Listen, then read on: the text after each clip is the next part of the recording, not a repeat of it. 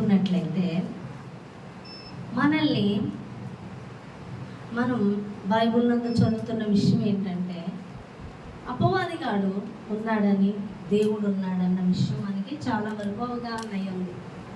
అలాగే అపవాది ఎవరు అంటే దేవుని యొక్క ఆరాధికుడు.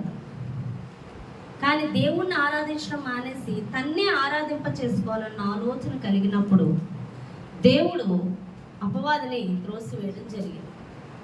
ఆయన సన్నిధిలో ఉండని అర్హత కోల్పోయాడు.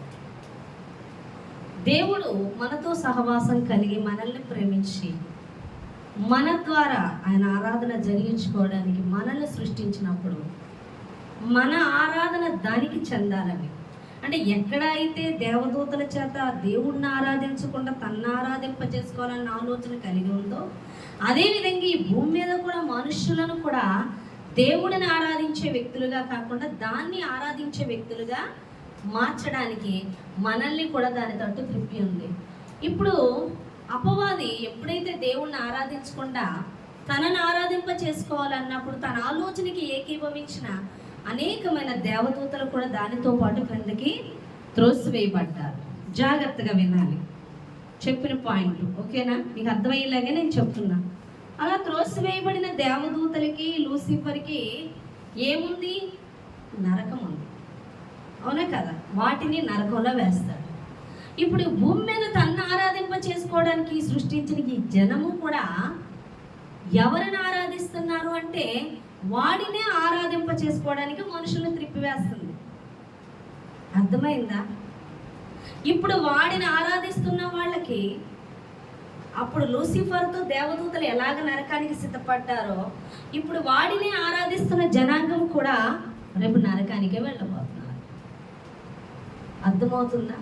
కాబట్టి మనుషుల్ని సాతాను ఏం చేస్తుందంటే దాన్ని ఆరాధింప చేసుకుంటారు.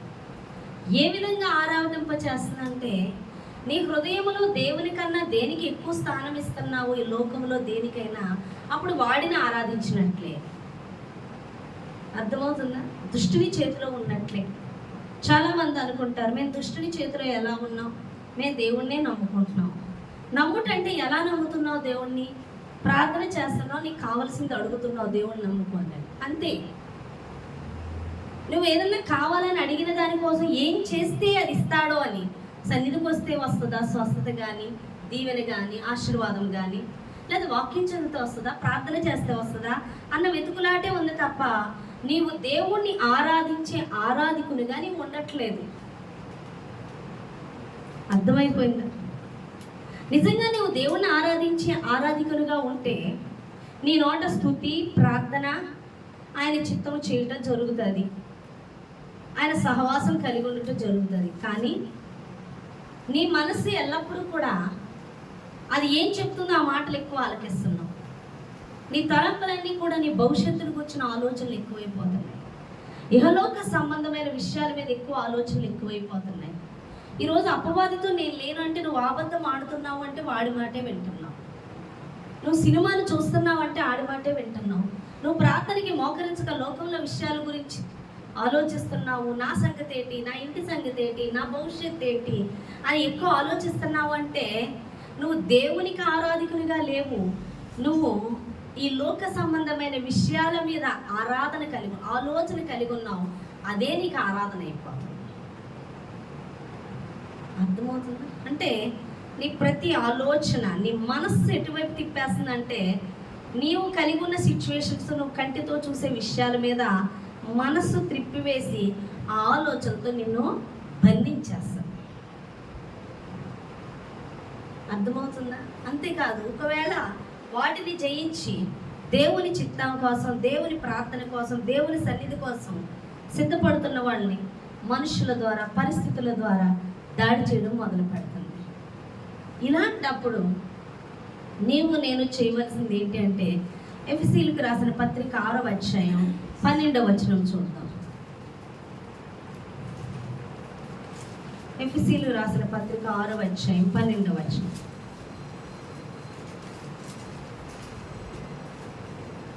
ఏలయనగా మనము పోరాడినది శరీరులతో కాదు గాని ప్రధానులతోనూ అధికారులతోనూ ప్రస్తుత అంధకార సంబంధులకు లోకనాథులతోనూ ఆకాశమందున్న దురాత్మల సమూహములతోనూ పోరాడుచున్నాము. అందుచేతను మీరు చాలు ఎఫెసీయులకు రాసిన పత్రిక 6:12 ఏలయనగా మనం పోరాడునది శరీరులతో కాదు కానీ ప్రధానులతోనూ అధికారులతోనూ ప్రస్తుత అధికార సంబంధులకు లోకనాథులతోనూ ఆకాశ మండలమందున్న దురాత్మల సమూహాలతోనూ పోరాడుచున్నాం. హల్లెలూయా. ఎవరితో పోరాడుతున్నామంట? శరీరులతో కాదు. మరి ఎవరితో? ప్రధానులతో. అవి కూడా ప్రధానులు అనే దేవదూతలు. అవి పడద్రోయబడినవి. అంటే లూసిఫర్తో ఏకీభవించిన దేవదూతలు, అధికారులు. అర్థమవుతుందా? వాటితోని ప్రస్తుత అంధకార సంబంధులు అంటే యేసు ప్రభువుని అంగీకరించరు. వింటున్నారా నా వైపు? ఏంటి? యేసు ప్రభువుని అంగీకరించరు. మరి ఎవరిని అంగీకరిస్తారు? లోకములో దాన్ని అంగీకరిస్తారు. వారు కూడా అంధకార సంబంధులు. ఎందుకు అంధకార సంబంధులు అంటే చీకటి సంబంధం. చీకటి సంబంధులు ఎందుకు అయ్యారంటే యేసుని కలిగి లేరు. యేసుని కలిగి ఉన్న వాళ్ళు వెలుగు సంబంధం. అర్థమవుతుందా? చీకటి కలిగి ఉన్నారంటే వారు అపవాది సంబంధులు. అలాంటి అంధకార సంబంధులకు లోక నాదులతోనూ ప్రస్తుత ఆకాశ మండలం ముందున్న దురాత్మల సమూహాలు. ఆకాశ మండలం మంది ఏముంటాయి? ఎవరు పడితే వాళ్ళు ప్రార్థన చేసేసుకుంటే వెళ్ళిపోవాలి. అర్థమవుతుందా? చాలా మంది చర్చిలకి రారు. మేము ప్రార్థన చేసుకుంటున్నాం, యేసుప్రభువు అంటే ఇష్టమే, ప్రే చేసుకుంటున్నాం, మాకు కార్యాలు జరుగుతున్నాయి అంటారు. అర్థమవుతుందా?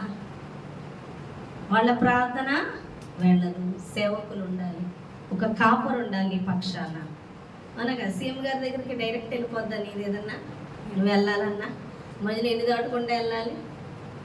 అర్థమవుతుందా?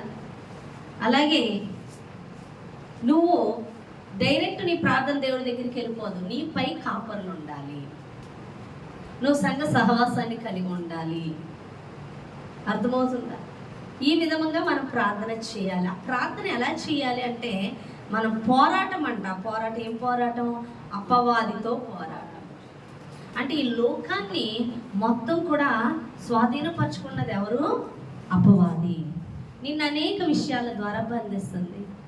ఈ లోకములో యేసు ఆదాము అవ్వ ఉన్నప్పుడు అపవాది యొక్క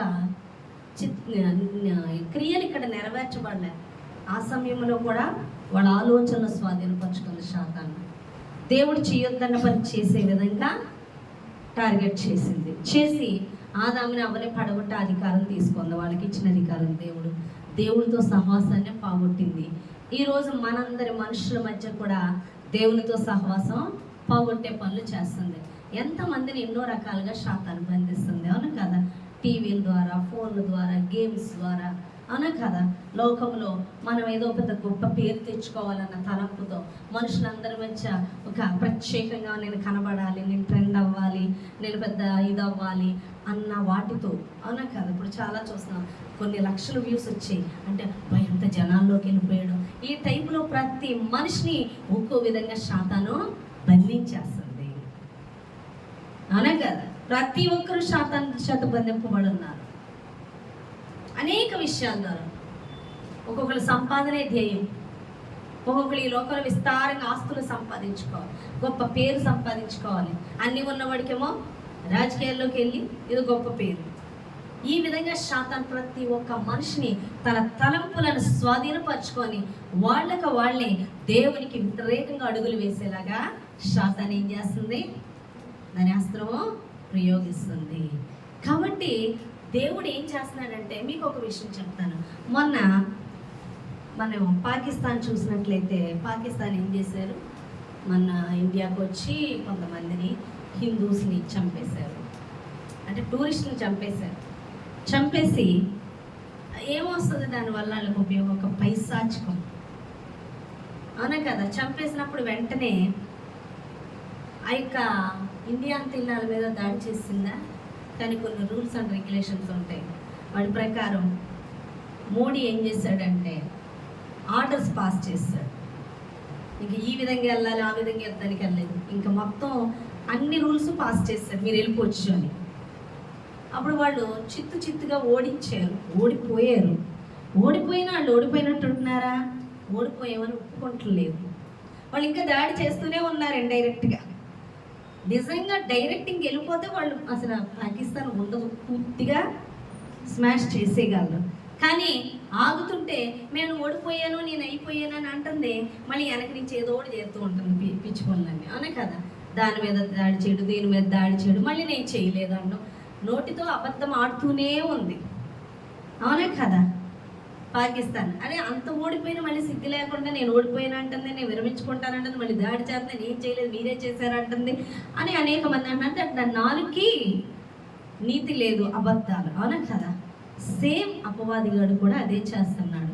అపవాదిని యేసు ప్రభువారు పూర్తిగా సిలువనందు మరణించి దాని శక్తి అంతటినీ తీసివేసి దాని అధికారం అంతటిని ఆయన తీసుకొని పూర్తిగా దాని తల చిత కొట్టేశారు.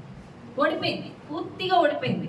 కానీ దాని తోక ఏం చేస్తుంది? మన మీద కుయుక్తిగా దాడి చేస్తూనే ఉంది. హల్లెలూయా! అర్థమవుతుందా? దాడి చేస్తూనే ఉంది. అయితే నీకు ఒక విషయం తెలియాలి. ఏంటి ఆ విషయం అంటే, దేవుడు శాతాన్ని ఎప్పుడో పూర్తిగా జయించేశాడు. పూర్తిగా అధికారం కోల్పోయింది. మరి మన మీద ఎందుకు దాడి చేస్తుందంటే, అది అధికారం కోల్పోయిందని నీకు తెలియాలి. దేవుడు నీకు అధికారం ఇచ్చాడు అన్న విషయం నీకు తెలియాలి. ఎవరైతే యేసు యొద్దకు వచ్చారో వాళ్ళకి దేవుడు ఆ చీకటి శక్తులను ఎదిరించే అధికారము దేవుడిచ్చాడు. ఓడిపోయిన పాక అక్కడ ఉంది కదా, అది ఓడిపోయిందే, దెబ్బతిందే. కానీ ఏదో విధంగా దాడి చేస్తే మళ్ళీ దాడికి ఎలా తిప్పి కొడతామో అలాగే సాతాను ఓడిపోయింది, పూర్తిగా అధికారం కోల్పోయింది. అయినప్పటికీ మన మీద దాడి చేస్తే జయించి మనకి దేవుడు అధికారం ఇచ్చి ఉన్నాడు. మత్తయి సువార్త 28వ అధ్యాయం 18వ వచనంలో ఆ మాట ఉంది చూడండి.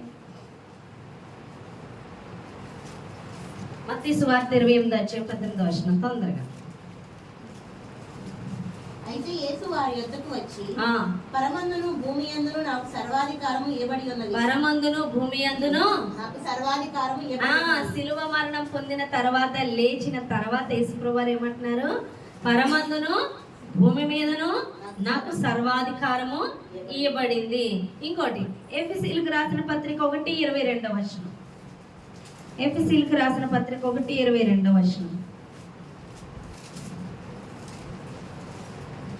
మరియు సమస్తమును ఆయన పాదముల కింద ఉంచి సమస్త పైన ఆయనను సంగమునకు సమస్తమును ఎవరి పాదముల కింద ఉన్నది? ఇప్పుడు సమస్తమును ఎవరి పాదముల కింద ఉంది? ఆయన పాదము. హల్లెలూయా! అపవాదిగాడు ఎవరి కింద ఉన్నాడు? ఆయన పాదముల కింద ఉన్నాడు. నీవు ఆయన పాదముల కింద ఉన్నావా? ఆయన శరీరమై ఉన్నావా? నీవేమై ఉన్నావు? సంఘము. ఆయన శరీరమై ఉన్నావు. ఇప్పుడు నీ పాదముల కింద ఎవరున్నారు? అపవాదిగాడు ఉన్నాడు. వాడి అధికారం త్రొక్కివేయబడింది. నువ్వెవరిలో ఉన్నావు?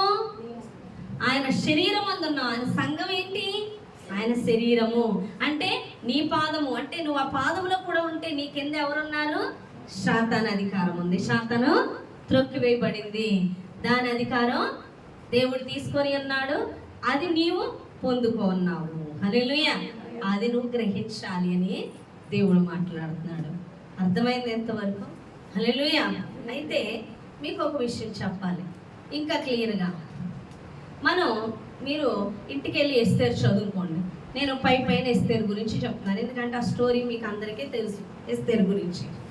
ఎస్తేరు ఎవరు అంటే, ఆమె మొర్దెకై యొక్క పినతండ్రి కుమార్తె. ఈ మొర్దెకై వాళ్ళు ఎవరు అంటే దేవుని ప్రజలు, ఇజ్రాయేలీ. అర్థమవుతుందా? వీళ్ళందరూ కూడా ఎవరి చేత అంటే యూదులు ఎవరి చేత బంధింపబడి ఉన్నారంటే నెబుకద్నెజరు యొక్క బానిసత్వంలోకి వీళ్ళు ఉన్నారు. ఆ సమయంలో అహష్వేరోషు అనే రాజు యొక్క భార్య గర్వించినదై ఉన్నప్పుడు ఆమెను తీసివేసి ఆమె ప్లేస్లో వేరొక రాణిని తెచ్చుకోవడానికి రాణుల్ని వెతకరు. కానీ ఆ రాజ్యం అంతట్లో కూడా ఎవరైతే కన్యకలు ఉన్నారో వాళ్ళందరినీ పోగేసి షూషాను కోటకి తెప్పిస్తాడు. తెప్పించినప్పుడు ఆ కన్యకలు తేబడిన వారిలో మొర్దెకై పినతండ్రి కుమార్తె అని ఎస్తేరు కూడా ఉంది. ఆ ఎస్తేరుని తీసుకెళ్లేటప్పుడు మొర్దెకై అంటాడు, నీ జాతి కానీ నువ్వు ఎక్కడి నుంచి వచ్చావు అన్నది ఎవరికి చెప్పకు అని చెప్తాడు. ఆమె అక్కడికి తీసుకెళ్ళబడిన తర్వాత రాజు ఏం చేస్తాడంటే వాళ్ళకి రాజభోజనం, వారు అంటే ఒక రాజు గారికి అవసరమైన రాణిగారిని సిద్ధపరుస్తారు ప్రతి ఒక్కరిని. వాళ్ళకి హేగే చేతికి అప్పగిస్తారు. హేగే అని షండు అంటే అతను ఒక నపుంసకుడు. అతనికి వీళ్ళందరినీ అప్పగిస్తారు. అతను సిద్ధపరుస్తాడు అన్నమాట. ఒక రాణికి రాణి దర్పం ఎలా ఉండాలి ఇంకా అవన్నీ నేర్పిస్తాడు. వాటికి అంతేకాదు, వాళ్ళకి సుగంధ ద్రవ్యాలు అంటే స్నానం ఆచరించడానికి, వస్త్రాలు, మంచి నగలు వాళ్ళు అలంకరించుకోవడానికి, అలాగే మంచి రాజభోజనం, వాళ్ళకి చిలికత్తులు 7 చిలికత్తులు, అలాగా అంతఃపురమందు ఎస్తేరుకి ఇవన్నీ కూడా కలుగుతాయి. తర్వాత రాజుగారు వీళ్ళందరిలోని ఎవరు కావాలో వివాహం వాళ్ళని చేసుకుంటాడు. ఈమె ఎస్తేరు ప్రార్థనా పరురాలు. ఈమె దేవుని దయ పొందినదై ఉంది కాబట్టి అహష్వేరోషు ఏ కన్యకను కాక ఈమెనే వివాహం ఆడతారు. ఇక్కడ ఇది ఇలా జరుగుతుండగా ఈ అహష్వేరోషు అనే రాజు దగ్గరే హామాన్ అని ఒక వ్యక్తి ఉంటాడు. అతని కొంచెం అధికారం ఇచ్చి హెచ్చించగానే అతను వీధుల్లో నడుస్తుండగా అందరూ కూడా ఈ అధికారాన్ని బట్టి వంగి వంగి నమస్కారాలు చేస్తారు. కానీ మొర్దెకై చేయడు, దేవునికి తప్ప మనుషులకి చేయకూడదు. కాబట్టి వెంటనే అది దృష్టించి వీడికి ఇంత గర్వమా, వీడిని ఏదో ఒకటి చేయాలంటే చాలా మంది చెప్తారు, వాళ్ళు దేవుని ప్రజలు, వాళ్ళని ఏమీ చేయలేమని. అయినా వినకుండా ఈ హామాన్ ఏం చేస్తాడంటే ఈ మొర్దెకైని ఒక్కడిని చంపి కసి తీర్చుకోవడం కాదు, ఈ మొర్దెకైకి చెందిన జాతిని అందరినీ చంపేయాలనుకుంటాడు. ఈ మొర్దెకైకి చెందిన జాతి అంతా యూదా జాతి. యూదా వారందరూ ఎక్కడున్నారో అన్ని చోట్ల చంపేసేలాగా ఈ అహష్వేరోషు రాజు చేత ముద్ర వేయిస్తాడనమాట. రాయిపించేస్తాడు, ముద్ర వేయించేస్తాడు. అది తనకే తెలియకుండా చేపిస్తాడు, రాజుకే తెలియకుండా. కానీ రాజే ఆమోదించేస్తాడు. ఇదంతా ఈ పక్కన ఇది జరిగిపోతుంది. ఇక్కడేమో ఇప్పుడు రాణి అయిపోయింది. రాణి అయిపోయి ఒకనొక దినాన ఆ ముద్దట ముద్ర వేయించిన డేట్ వచ్చేసింది. ఇక కొద్ది రోజుల్లోగా చంపేమని ఎక్కడికక్కడ గోడలకి అంటిస్తారు, పలానా తారీఖుని యూదుల్ని చంపేయాలి. అవి చదువుతాడు మొర్దెకై.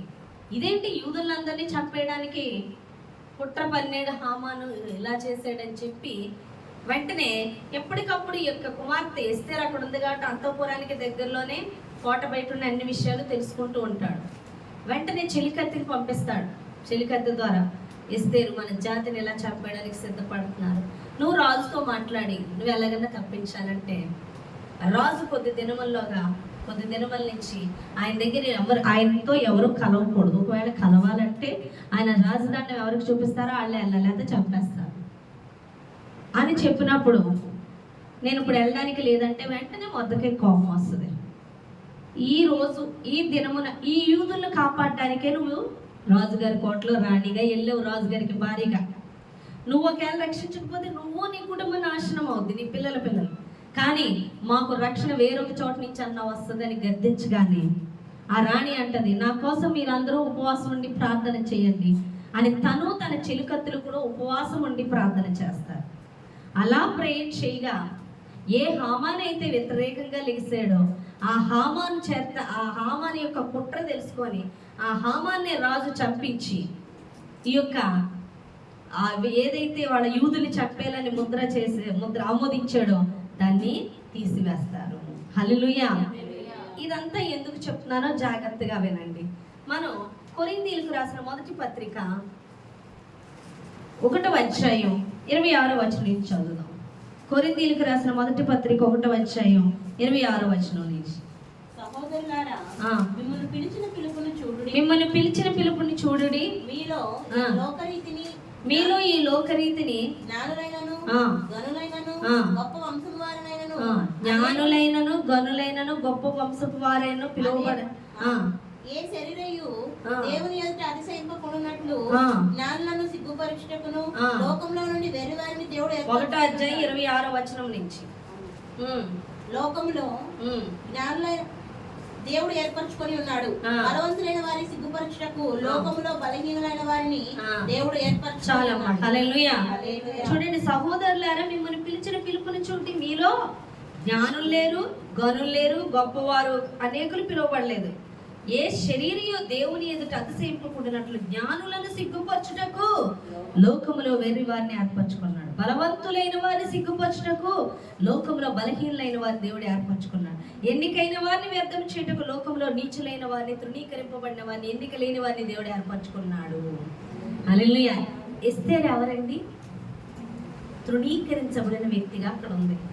బానిసలుగా ఉన్నారు నెబుకద్నెజరు యొక్క బానిసత్వంలో. మొర్దెకయ్యాలు అందులోకి ఎస్తేరు తల్లిదండ్రులు లేనిది, చనిపోయారు. అందుకే మొర్దెకై తన కుమార్తెగా పెంచుకున్నాడు, తన పినతండ్రి కుమార్తెని. అంటే ఒక దీనురాలు, ఎన్నిక లేని, పనికి రాని దాన్ని దేవుడు ఎన్నుకొని ఎక్కడికి తీసుకెళ్ళాడు? రాణి స్థానంలోకి వెళ్ళాడు. దేనికి? రాణి స్థానంలోకి. హల్లెలూయా. పెళ్లి కుమారుడు ఎవరు? పెళ్లి కుమారుడు ఎవరు? యేసు ప్రభువారు. పెళ్లి కుమార్తె ఎవరు? సంఘము.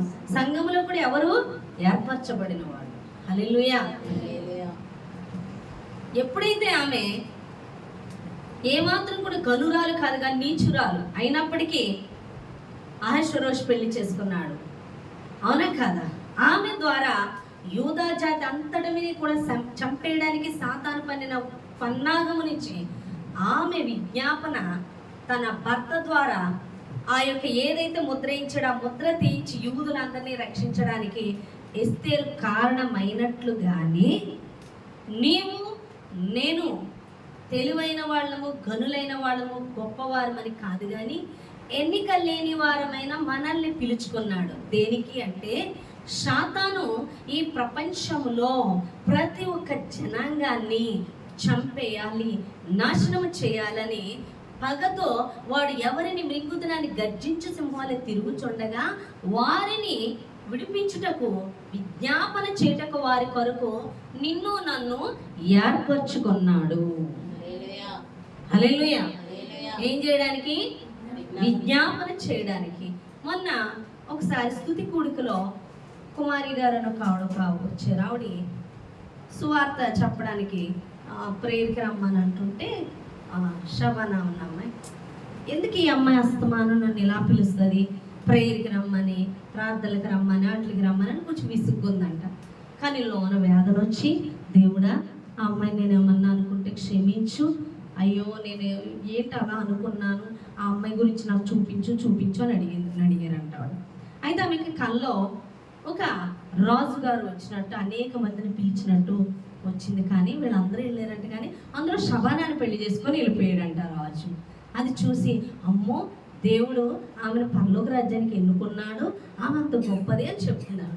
అయితే దేవుడు మాట్లాడుతున్నది ఏంటంటే ఆమెకు చూపిస్తున్నాడు ఆమె ఎవరు అనేది. శబానా ఎవరు అంటే నేను వివాహం చేసుకున్నది. దేనికి అంటే సాతాను బంధకాల్లో ఉన్న వారిని విడిపించడానికే. అందుకొరకే అమ్మాయిని నేను వివాహం చేసుకున్నానంటే అందుకోసమే. దేనికోసం? విజ్ఞాపన, అనేకుల కొరకు విజ్ఞాపన చేయడానికి, అనేకులకు సువార్త చెప్పడానికి, వారిని మందిరమునకు నడిపించడానికే నేను ఏర్పరచుకున్నాను అన్నది ఆ వివాహం ద్వారా దేవుడు చూపించాడు. మీకు అర్థమైందా? హల్లెలూయా. ఇక్కడ భూమి మీద ఉన్నది ఎందుకో తెలుసా? నువ్వు వచ్చి అది ఇవ్వు ఇది ఇవ్వు అని అడుక్కోని అవసరం లేదు. నేను ఏర్పరచుకున్నది ఎందుకంటే నిన్ను మందిరానికి నడిపించుకున్నది, నిన్ను సిద్ధపరచుకుంటున్నాడు.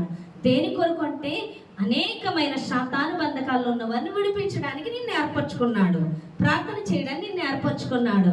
దాని కొరకే నేను వివాహం చేసుకున్నాడు, దాని కొరకే నేను సిద్ధపరచుకుంటున్నాడు. అలా సిద్ధపాటుకు వచ్చిన నీకు ఎస్తేరు కాళ్ళ దగ్గరకు వచ్చినట్లుగానే సమస్తము నీ కాళ్ళ దగ్గరకు వస్తాయి.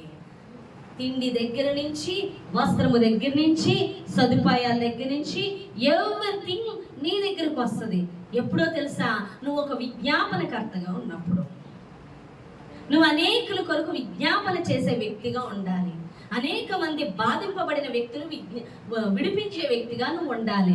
ఎందుకంటే ఈ లోక అంధకార సంబంధులకు లోకనాథులు, ప్రధానులు, అధికారులు, ఆకాశ మండలంలో ఉన్న చీకటి శక్తులు జనులను ఏం చేస్తున్నాయి?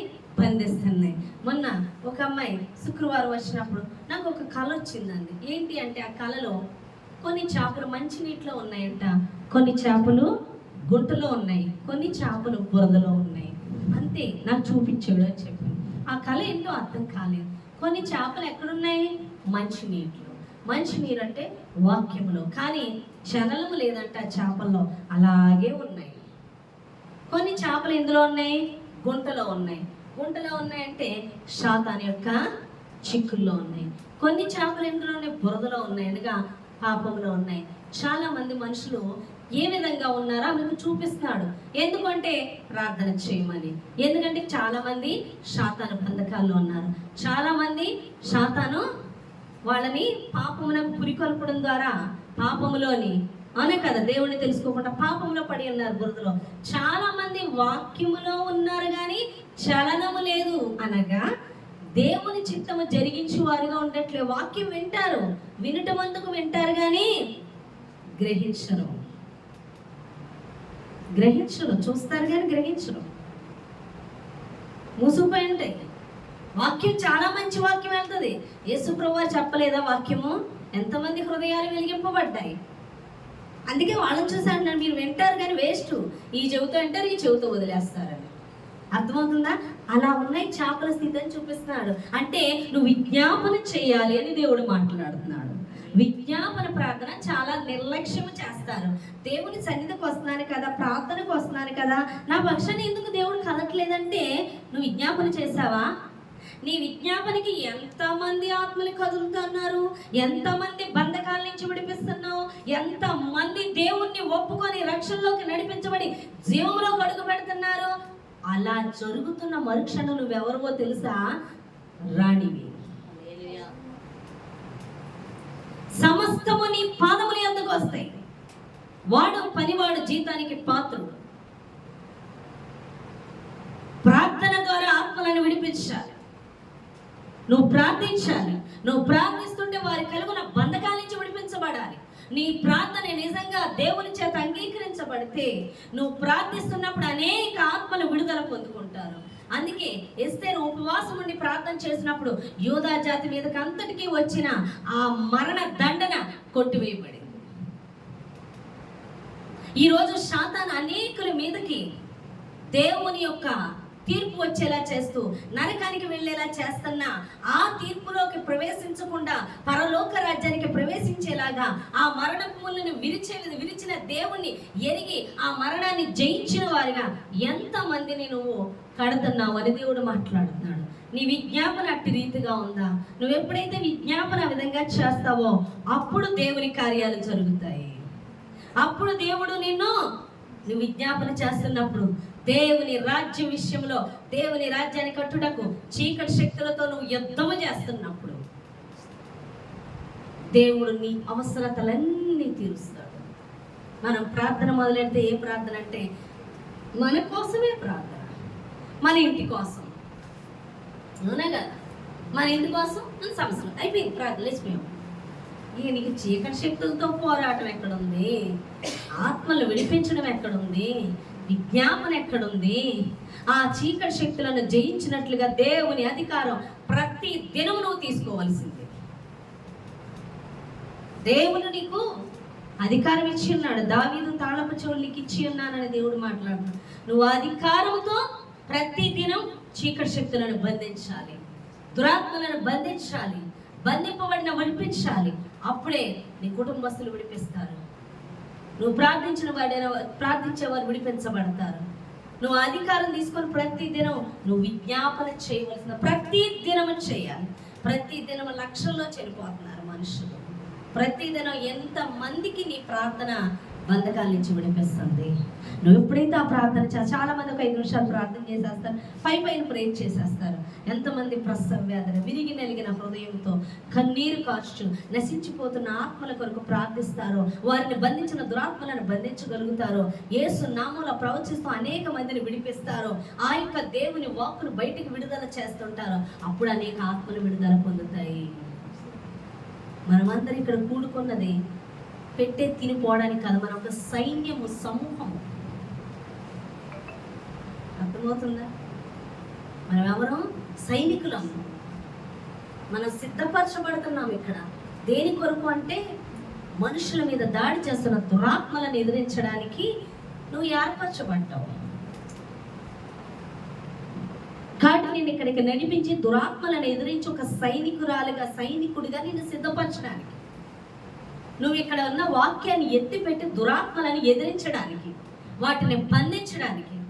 దానికి నువ్వు ఎలాంటి వ్యక్తిగా, నీకు చదివే అక్కర్లేదు, నీకు జాబే అక్కర్లేదు.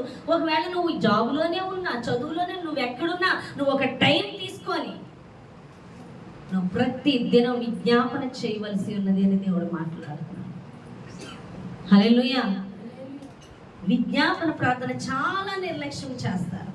ఆదిమ సంఘంలో చేర్చబడిన ప్రతి ఒక్కరూ సంఘముగా కూడుకొని ఏకాత్మతో ఏక మనసుతో ఎడతెగక ప్రార్థన చేసేవారు.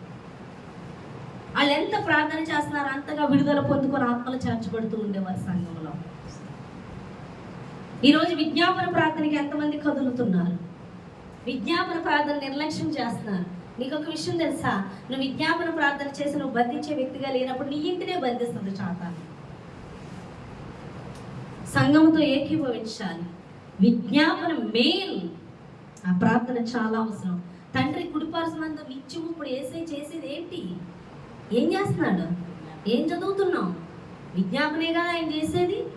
ఎంతమంది ఆయన ఆత్మతో ఏకీభవించే వాళ్ళైతే విజ్ఞాపన చేస్తున్నారు.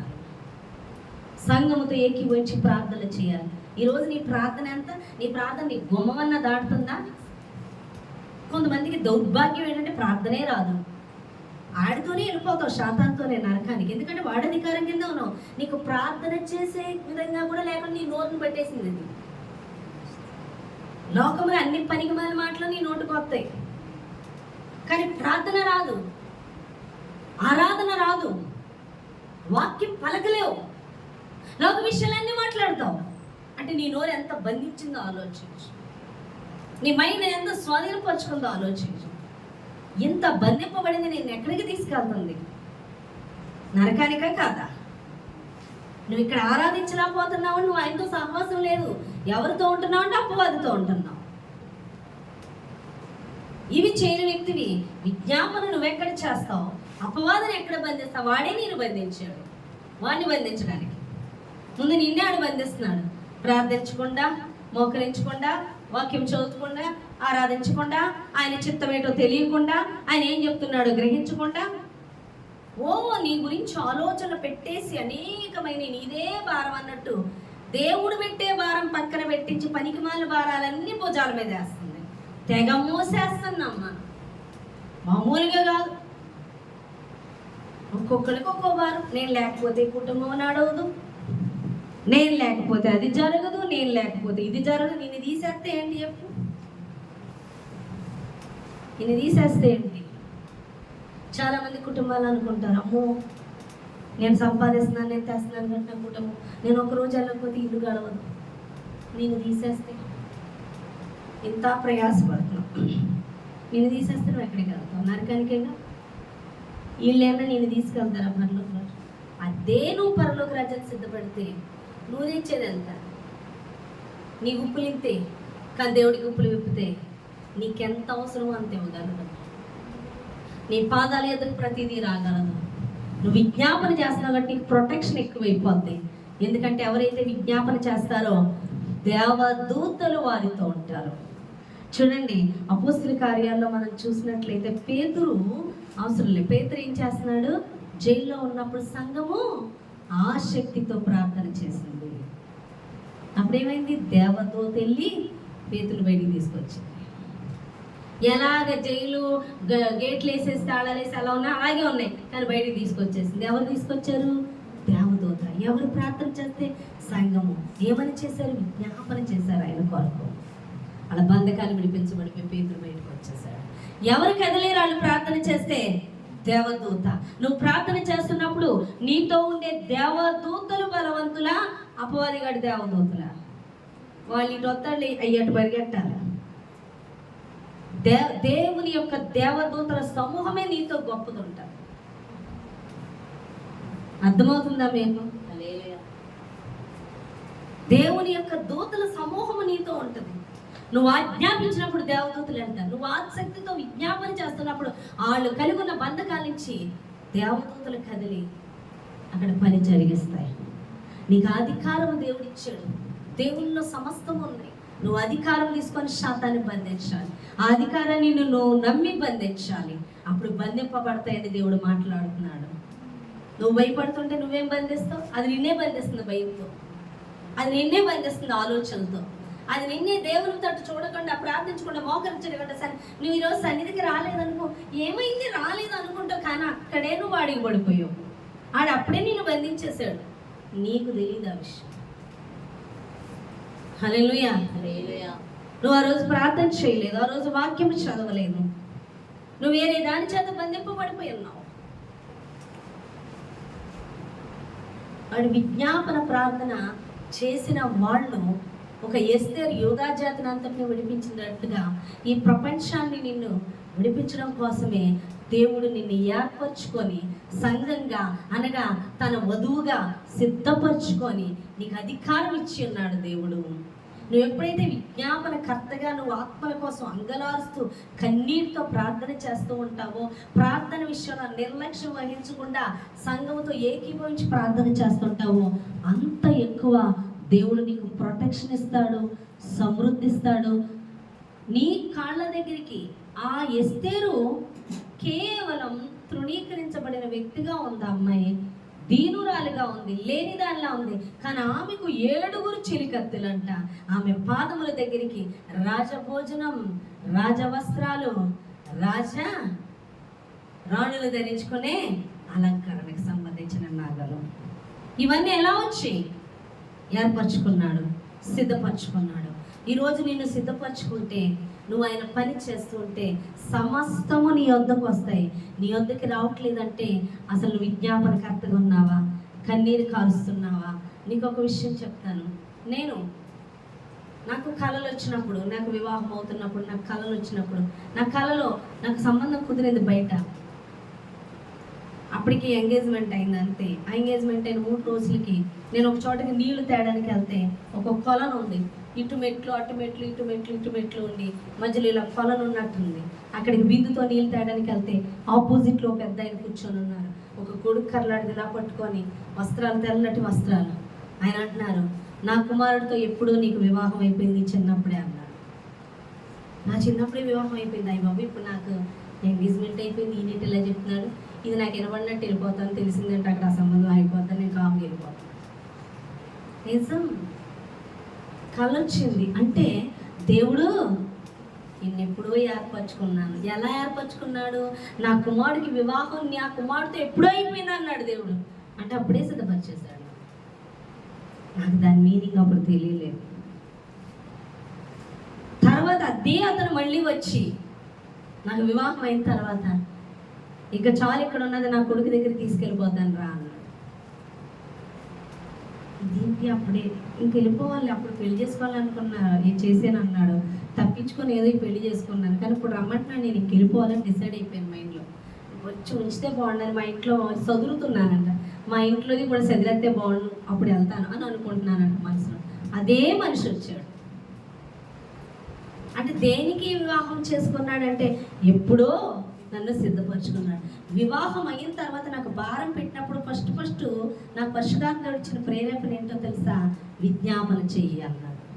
నేనే బుక్ కొనుక్కొని నేనే విజ్ఞాపన మొదలు పెట్టేశాను. ఎప్పుడైతే నేను విజ్ఞాపన, నాకు ఎవరెవరు భారం కలిగారో పరిశుద్ధాత్మ దేవుడు చెప్తే, నేను సంఘములో నేను ఇంట్లో ఉన్న అందరి కోసం, నాకు ప్రేరేపించిన వాళ్ళందరి కోసం పుస్తకంలో రాసేసుకొని విజ్ఞాపన చేయడం మొదలెట్టాను. ఎప్పుడైతే నేను విజ్ఞాపన చేయడం మొదలుపెట్టానో నేను దీవించబడటం మొదలుపెట్టాను, సమృద్ధి రావడం మొదలుపెట్టాను, అవసరతలు తీర్చబడడం మొదలుపెట్టాయి. ఎంత విజ్ఞాపన చేస్తున్నానో అంత ఆత్మలు అప్పగించడం మొదలుపెట్టారు. ఈరోజు ఎంతమందికి ఉందా బాధ్యత? నాకు భారం పెట్టాడంటే మీకు తెలుసో తెలీదో, ఒక గంట చేసి ఏం చేస్తానని మళ్ళీ లోక విషయాల్లో పడిపోతారు. నేను అస్సలు పడేదాన్ని కాదు. నేను ఒకవేళ ఎక్కడికన్నా వెళ్ళినా తెచ్చుకోవడం సంపాదించి మరింత గుప్పులు మూసిపోయి నేను కూర్చొని బయట జాబ్కి వెళ్తే పొద్దున కూర్చున్న దాన్ని 9కి సాయంత్రం వరకు ప్రేయర్లోని వాక్యంలోని గడపడమే విజ్ఞాపన. చేయడమే ప్రార్థన.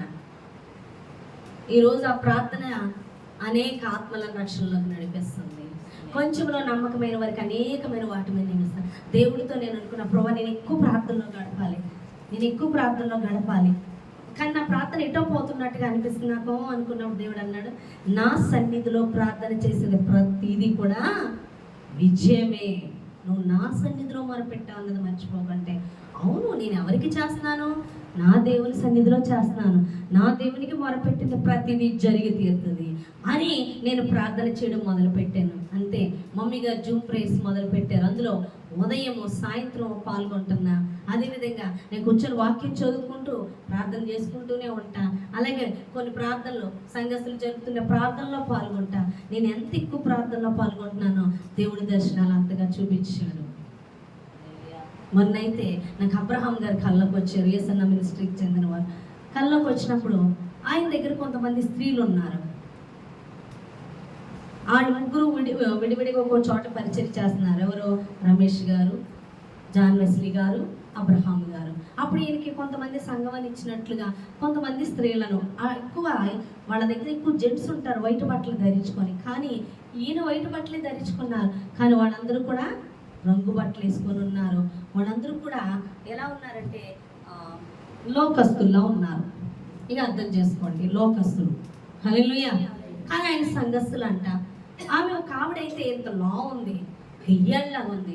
ఆహారం పెట్టమంటే ఆయనకు ఆహారం పెట్టాలంట ఆవిడ. అంటే భోజనానికి ఒకరు పెట్టడానికి ఉంటారు కదా వాళ్ళకి, అలా అంట. ఆమె ఆయన ఎదురిస్తుందంటే కసురుకుంటుందంట. మిగతా వాళ్ళందరూ ఏదో దూరంగా ఉంటున్నారంట. అదొక లా చూస్తున్నారంట. నేను ఆయనకి చాలా లోబడుతూ, ఏంటి సంఘస్థులు నన్నే కాదు చాలా మందిని బాధపెడతారనమాట. పాపం ఎన్ని కూడా ఇక్కడ వీళ్ళు బాధపెడుతున్నారు అని నేను అనుకున్నానంట. అంటే నన్నే బాధపడుతున్నారు సంఘస్థులు అనుకున్నాను, కానీ ఎన్ని కూడా చాలా బాధపడుతున్నారే సంఘస్థులు అని అలా చూస్తున్నానంట. ఆయన ఎలుగెత్తి ఏడుస్తున్నారంట. నాతో మాట్లాడుతూ నన్ను చాలా బాధపడుతున్నారు వీళ్ళని ఎలుగెత్తి ఏడుస్తున్నారంట. సరే, కళ అయిపోయింది. నేను లేచి ఆలోచిస్తున్నాను, ఎందుకు ఎలుగెత్తి ఏడుస్తున్నారు? అబ్రహాం గారు ఎందుకు వచ్చారు? అసలు ఆ కళ ఏంటి? ఆవిడెవరు? అన్నం పెట్టడం ఏంటి? వీళ్ళందరూ ఎవరు కూర్చొని ఉన్నారు కానీ ఆయనకు విరోధంగా దూరంగా ఉంటున్నారు ఏంటి అని ఆలోచించినప్పుడు పరిశుద్ధాత్ముడు బయలుపరిచిన విషయం ఏంటంటే, దేవుడు అంటున్నాడు, స్త్రీలు అంటే స్త్రీ సంఘంతో పోల్చబడి ఉంది. చాలా సంఘాలు పరిశుద్ధాత్మ నింపుదల కలిగి లేరు.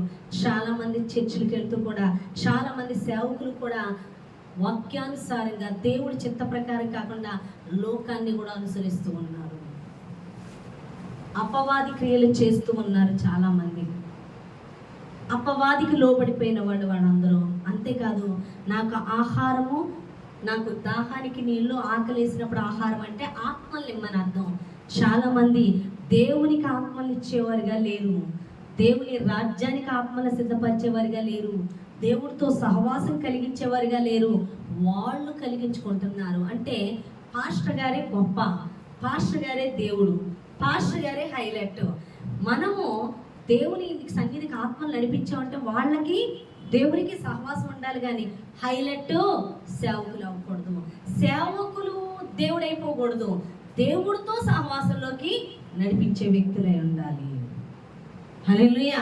అంటే ఆయన బాధ ఏంటంటే ఆహారం ఇవ్వట్లేదంటే ఆత్మలను ఆయన యొద్దకు నడిపించేవారుగా లేరు. వాడి స్వాధీనం అందే ఉంటున్నారు. ఇక్కడ అన్ని కూడా స్త్రీలు సంఘాలు అని దేవుడు మాట్లాడుతున్నారు. అన్ని కూడా ఆత్మలేని సంఘాలు, అపవాది చేత నింపబడిన సంఘాలు. ఆడను బట్టి అయినా గాయపరచబడుతున్నారు. దేవుని యొక్క మాట వినేవారిగా లేరు. సంఘాలు కూడా, సేవకులు కూడా చాలా మంది అపవాది యొక్క చిత్తాన్నే చేస్తున్నారు. అటువంటి వారి కొరకు ఎలుగెత్తి ఏడుస్తున్నారు అని, వారి కొరకు, సంఘాల కొరకు ప్రార్థన చేయమన్నట్లుగా దేవుడు నాతో మాట్లాడుతున్నాడు. ప్రార్థన చేయి. ఎప్పుడైతే నేను ప్రార్థన విజ్ఞాపన చేయడం మొదలు పెట్టానో, మమ్మీగా జూమ్ ప్రేయర్స్లో మొదలు పెట్టినప్పుడు ఇంకా ప్రార్థన దేవుడు బలంగా జరిగిస్తూ కార్యాలు మొదలు పెట్టడం చూడటం నేను చేస్తున్నానండి. హల్లెలూయా. దేవుడు ఏం చేస్తున్నాడు? ఇంకా నాకు ఆత్మల కోసమే కాదు, సంఘాల కోసం కూడా భారం పెట్టడం మొదలు పెట్టాడు. చూపించాడు దర్శనం. నువ్వు ఒక విశ్వాసుల కోసమే కాదు, సంఘాల కోసం కూడా మొదలుపెట్టు అని. బాధ్యత ఎవరు అప్పగించారు? దేవుడు అప్పగించాడు. సంఘాలు చాలా మంది స్త్రీలు ఉన్నారు. వాళ్ళు ఎలా ఉన్నారు? లోకస్తుల వలె ఉన్నారు. ఎందుకు అలా ఉండాలి? ఆయన సంఘం అంటే అందరూ వైట్ వస్త్రాలు ధరించుకొని ఉండాలి, అవునా కదా? పరిశుద్ధ సమూహం కనబడాలి. వాళ్ళు ఎందుకు కనబడ్డారు అంటే లోకంతో నిండిపోయి ఉంటున్నాయి సంఘాలు. ప్రార్థన చేయమని దేవుడు మాట్లాడుతున్నాడు. అంటే విజ్ఞాపన అంత ఇంపార్టెంట్. ఈ రోజు నువ్వు విజ్ఞాపన చేస్తావా? నీకు ఒక బాధ్యత ఉందా? ఏదో నేను ప్రార్థన చేయమని నేను బాధ్యత కల్పిస్తే చెడు కాదు. నీకు ఒక బాధ్యత ఉందా? నీకు కలిగిన మనుషులు, నీకు భారం పెట్టిన వాళ్ళు ఒక పుస్తకంలో రాసుకొని, నేను ఎలా చేసేదాన్ని, ఇస్తే ఈ ఆత్మలన్నా ఇవ్వు, లేకపోతే నన్నన్నా తీసుకెళ్ళిపో, నా కుటుంబాన్ని రక్షించు, ఈ ఆత్మలను ఇవ్వు, లేకపోతే నన్నన్నా తీసుకెళ్ళిపో. ఇదే ప్రార్థన చేసేదాన్ని. ఈరోజు ఎంతమంది చేస్తున్నారు ఆ బాధ్యత? పరిశుద్ధాత్మ దేవుడు నీతో మాట్లాడుతున్నాడా? మాట్లాడే విధంగా నువ్వు చెవి ఎక్కుతున్నావా? లేకపోతే దేవుడితోనే ఉన్నాను అనుకుంటూ నువ్వు లోక విషయాల మీద ఎక్కువ కాన్సన్ట్రేషన్ పెడుతున్నావు. నీకు ఎందుకు లేమి? నువ్వు ఆయన సన్నిధిలో శూషాను కోటకు వచ్చావు, జాగ్రత్త. నువ్వు ఏర్పరచుకొనబడిన వ్యక్తివి, నువ్వు శూషణ కోటలో ఉన్నావు. అయితే సకల సమృద్ధి ఉండాలి. ఎందుకు లేదు అంటే విజ్ఞాపన ఉందా నీ దగ్గర? ఆయన భారం ఉందా? నీ ద్వారా అనేక ఆత్మలు విడుదల పొందుతున్నాయా? నువ్వు ఎక్కడున్నా విజ్ఞాపన చేయొచ్చు. ఒక సమయం పెట్టుకొని నువ్వు ప్రతి దినము కూడా నువ్వు వారి పేర్లు రాసుకొని, ఆయా ప్రాంతాల పేర్లు, ఆ దేశాల పేర్లు, నువ్వు ఎంత ప్రార్థన చేస్తే అంత దేవదూతల సమూహం పడుతుంది. నువ్వు ఎంత ఎక్కువ ప్రార్థన చేస్తే అంత గొప్ప స్థానం ఉంటుంది. నువ్వు తక్కువ విజ్ఞాపన చేస్తే నువ్వు చిన్న అధికారం. నువ్వు ఎక్కువ ప్రార్థన చేస్తుంటే ఎక్కువ అధికారం కలిగి ఉన్నట్లు, దేవదూతలకు ఎక్కువ పని అప్పగించినట్లు, ఎక్కువ దేవదూతల సమూహం నీతో ఉన్నట్లు. నువ్వు ఎంత ఎక్కువ విజ్ఞాపన చేస్తే అంత ఎక్కువ సమృద్ధి నీకు వస్తుంది, అంత ఎక్కువ అధికారం నీకు ఇవ్వబడుతుంది. విజ్ఞాపన ప్రార్థన చేయాలి. భారం పెట్టాడా? రాసుకో. పేపర్ మీద పెట్టింది నోటి మాటకెళ్ళి విలువ ఉండదు.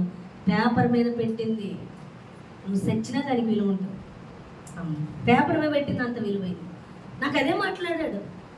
నేను అలా కూర్చొని ప్రార్థన చేస్తుంటే, నువ్వు నోటితో చేసింది కాకుండా పేపర్కి విలువ ఉంటుంది కదా అని మనసులో మాట్లాడితే, అవును ప్రభా, అందుకే బుక్లో రాసుకొని చేయి.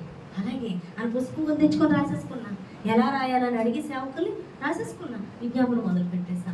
ప్రార్థన చెయ్యేసి ఒక్కొక్కరిది ప్రార్థన చేసి మళ్ళీ చేసి, ప్రభా వెళ్ళనన్నాయి అని నన్ను తీసుకెళ్ళి అలా ప్రార్థన చేశాను కాబట్టి దేవుడు ఆ రోజు వివాహం చేసుకున్నది. అందుకే దేవుడు చెప్పాడు, ఈ రోజుకి అధికారం ఇచ్చాడు. ఈరోజు విజ్ఞాపన విశిష్టత చాలా అవసరం.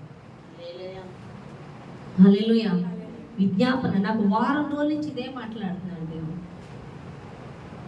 విజ్ఞాపన చేయమని, అంధకార చీకటి శక్తుల మీద వ్యతిరేకంగా పోరాడమని, సంఘస్థులుగా కూడుకోమని. చాలా నిర్లక్ష్యం చేస్తున్నారు విజ్ఞాపన ప్రార్థన. ఎవరికి వాళ్ళు ఓలుగా ఒక్కటే చేసేసుకుంటే, నేను మమ్మీ గారు జూమ్ ప్రేయర్లో పాల్గొన్నాక ఇంకా బలంగా జరుగుతుంది. మమ్మీ గారు అన్నారు, అరే సంఘంలోకి రా, సంఘ సహవాసం మరి ముఖ్యం. అవును కదా, అది చేసేకి ఇంకా బలంగా అభిషేకం పొందుతాం. ఒంటరిగా చేసేసుకోవడం కాదు, సంఘముతో చేయాలి, ఒంటరిగా చేయాలి, అన్ని ప్రార్థనలోనే ఉండాలి. నువ్వు ఎంత ఎక్కువ ప్రార్థనలో పాల్గొంటుంటావో అంత ఎక్కువ అధికారం నీకు ఇవ్వబడుతుంది, అంత ఎక్కువ ఆశీర్వాదం నీకు వస్తుంది, అంత ఎక్కువ దేవదూతల పని అప్పు చెప్తావు. నువ్వు ఎన్ని ప్రాంతాలు చేస్తావు కూర్చొని చేసుకో. దేశం కోసం, ప్రాంతాల కోసం, రాష్ట్రాల కోసం, ఊర్ల కోసం, మనుషుల కోసం నువ్వు ఎంత చేస్తావో అంత అధికారం నీకు ఇవ్వబడుతుంది అని దేవుడు మాట్లాడతాడు. అంతగా నీకు సమృద్ధి నువ్వు చేసేదాన్ని బట్టి. ఈరోజు ఎంతమందికి ఉందా బాధ్యత? ఏదో చర్చకొచ్చో వెళ్ళిపోయాం, వేస్ట్, చెత్త. పిలువబడిన వారు కాదు, పెళ్లి కుమార్తె స్థానంలో ఉండమని దేవుడు మాట్లాడుతున్నాడు.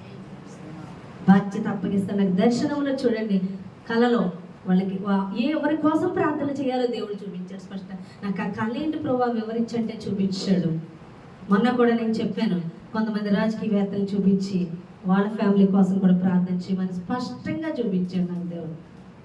చెయ్యి, వాళ్ళ ఆత్మీయ స్థితి ఎలా ఉందో చూపించి వాళ్ళ కోసం కూడా ప్రార్థన చేయమని దేవుడు మాట్లాడు. నాకు ఆ కళ అర్థం వల్ల మమ్మీ గారిని అడిగినప్పుడు, అరే వాళ్ళ కోసం ప్రార్థన చేయమని దేవుడు మాట్లాడుతున్నాడు. తర్వాత సంఘాల గురించి దేవుడు చూపిస్తున్నాడు. తండ్రి ఎంత కన్నీరు కారుస్తున్నాడు అటువంటి సంఘాలు బట్టి దేవుడు మాట్లాడుతున్నాడు. నేనైతే చాలా ఒబీడియంట్గా ఉంటున్నానండి, నేను బాధపడిపోతున్నానండి. ఎందుకు ఆయన ఏడుస్తున్నాడు, వాళ్ళు ఎందుకు ఆయన అంత బాధ పెడుతున్నారండి. నాతో ఆయన మాట్లాడుతూ ఉన్నారంట. నాతో మాట్లాడేటప్పుడు ఇలా మాట్లాడుతూ ఉండి వాళ్ళని బట్టి ఏడుస్తున్నారంట. నేను చాలా బాధపడిపోతున్నాను. అర్థమైందా మీకు? కాబట్టి విజ్ఞాపన ప్రార్థన నువ్వు ఎంత చేస్తే అంత దీవించబడతావు. అందుకే ఎస్తేర్ను శోషణ కోటకి రప్పించిన రీతిగా దేవుడు నిన్ను ఇక్కడికి రప్పించాడు. హేగే సిద్ధపరిచిన రీతిగా పరిశుద్ధాత్మ దేవుడు నీకు అప్పగించున్నాడు. మొదటికి ఎప్పటికప్పుడు విషయం తెలుసుకుంటూ సిద్ధపరుస్తున్న రీతిగా సేవకుల చేతికి నిన్ను అప్పగించున్నాడు. నువ్వు విజ్ఞాపన ఎప్పుడైతే మొదలు పెడతావో భారం కలిగి ప్రసవేదన కలిగి సంఘముతో ఏకీభవించాలి. నువ్వు ప్రత్యేకించబడిపోకూడదు. సంఘం లేకుండా నీకు జరగదు. కొన్నేళ్ళు దీవించాలంటే పేతులు లేకుండా దీవించలేదు. సంఘముతో ఉండాలి. సంఘము సేవకులు దేవునితో ఉంటారు. కాబట్టి సంఘం అంటే ఆయన శరీరంలో ఉండాలి. శరీరానికి బయట ఉండి పనిచేస్తే కుదరదు. ఆయన శిరస్సుతో కనెక్షన్ ఉండాలి శరీరానికి. అనగా సంఘములో నువ్వు ఉంటేనే శిరస్సుకి నువ్వు కనెక్షన్ ఉన్నట్టు.